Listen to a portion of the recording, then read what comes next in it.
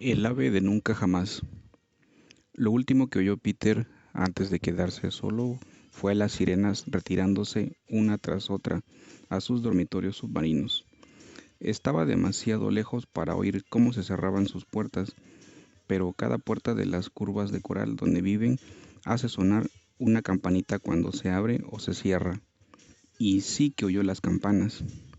Las aguas fueron subiendo sin parar hasta tocarle los pies y para pasar el rato hasta que dieran el trago final. Contempló lo único que se movía en la laguna.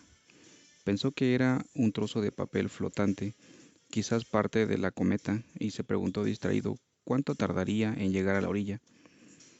Al poco notó con extrañeza que sin duda estaba en la laguna con algún claro propósito, ya que estaba luchando contra la marea y a veces lo lograba, y cuando lo lograba, Peter, siempre de parte del bando más débil, no podía evitar aplaudir. ¡Qué trozo de papel tan valiente! En realidad no era un trozo de papel, era el ave de nunca jamás, que hacía esfuerzos denodados por llegar hasta Peter en su nido, moviendo las alas con una técnica que había descubierto desde que el nido cayó al agua. Podía hasta cierto punto gobernar su extraña embarcación, pero para cuando Peter la reconoció estaba ya muy agotada. Había venido a salvarlo, a darle su nido, aunque tenía huevos dentro. La actitud del ave extraña bastante, porque aunque Peter se había portado bien con ella, también a veces la había martirizado. Me imagino que, al igual que la señora Darling y todos los demás, se había enternecido porque conservaba todos los dientes de leche. Le explicó a gritos por qué había venido y él le preguntó a gritos qué estaba haciendo allí.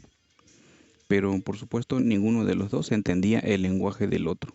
En las historias imaginarias las personas pueden hablar con los pájaros sin problemas, y en este momento desearía poder fingir que esta es una historia de ese tipo, y decir que Peter contestó con inteligencia al ave de nunca jamás. Pero es mejor decir la verdad, y solo quiero contar lo que pasó en realidad. Pues bien, no solo no podían entenderse, sino que además acabaron por perder la compostura. Quiero que te metas en el nido, gritó el ave, hablando lo más claro y despacio posible, y así podrás llegar a la orilla. Pero estoy demasiado cansada para acercarlo más, así que tienes que tratar de nadar hasta aquí. ¿Qué estás graznando?, respondió Peter. ¿Por qué no dejas que el nido flote como siempre? Quiero que, dijo el ave y lo volvió a repetir todo. Entonces Peter trató de hablar claro y despacio. ¿Qué estás graznando? Y todo lo demás. El ave de nunca jamás se enfadó. Tienen muy mal genio. Pedazo de zoquete, chilló. ¿Por qué no haces lo que te digo?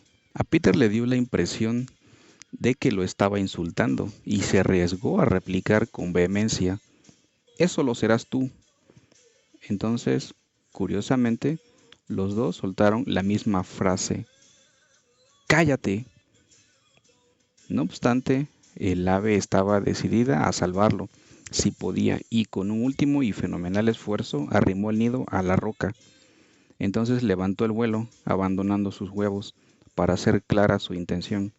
En ese momento por fin lo entendió él, y agarró el nido y saludó dando las gracias al ave mientras ésta revoloteaba por encima. Sin embargo, no era por recibir su agradecimiento por lo que flotaba en el cielo, ni siquiera era para ver cómo se metía en el nido, era para ver qué hacía con los huevos. Había dos grandes huevos blancos y Peter los cogió y reflexionó.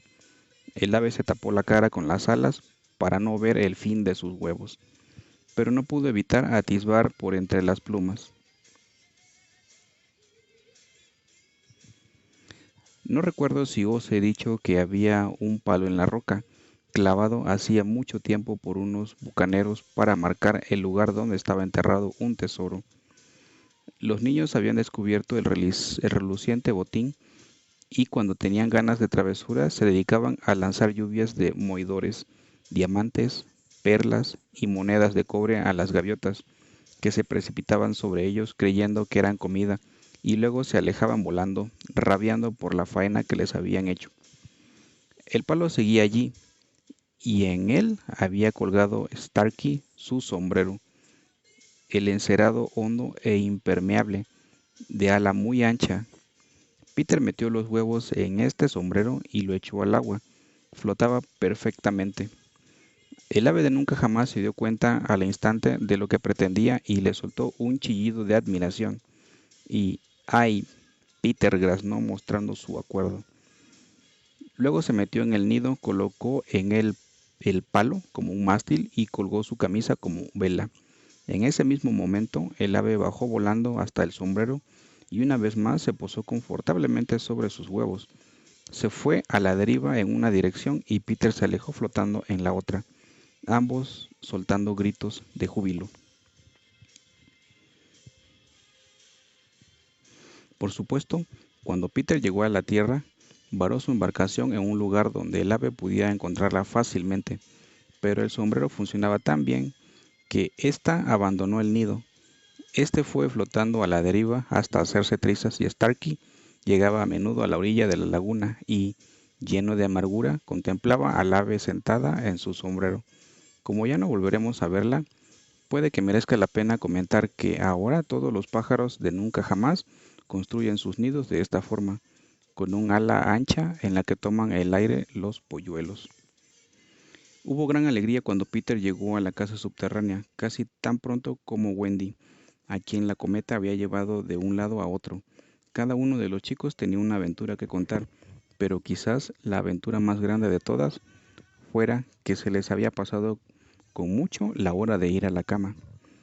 Esto los envalentonó, así que intentaron diversos trucos para conseguir quedarse levantados aún más tiempo, tales como pedir vendas, pero Wendy, aunque se regocijaba de tenerlos todos de nuevo en casa sanos y salvos, estaba escandalizada por lo tarde que era y exclamó: «¡A la cama!